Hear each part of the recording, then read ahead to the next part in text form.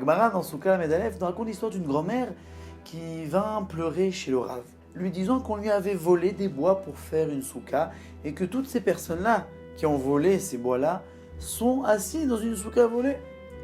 Et le Rav Nachman en question, n'a pas fait attention à cette grand-mère, ne lui a même pas répondu. Si bien que cette grand-mère a continué à pleurnicher et à lui ramener plein de sortes d'arguments.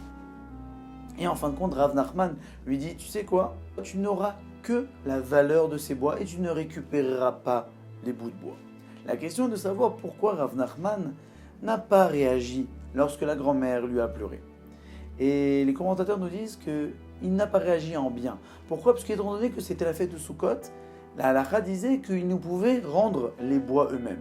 Mais si cette femme-là avait attendu la fin de Sukkot, là elle aurait pu récupérer ses planches de bois.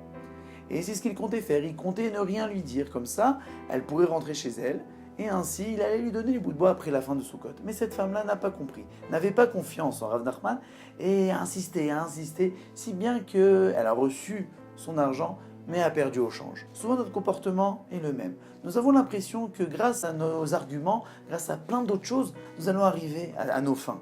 Et nous perdons toute confiance en Akadosh Baruch Hu. Nous pensons que nous devons faire encore plus que notre maximum. Et à la fin, nous recevons des résultats. Et nous sommes contents puisque nous avons reçu des résultats. Mais si ça se trouve, nous avons fait le minimum d'efforts et le reste, nous avons eu confiance en Akadosh Baruch Hu.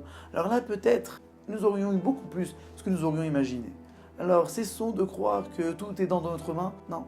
Faisons le minimum et laissons le reste dans les mains d'Akadosh Baruch Hu.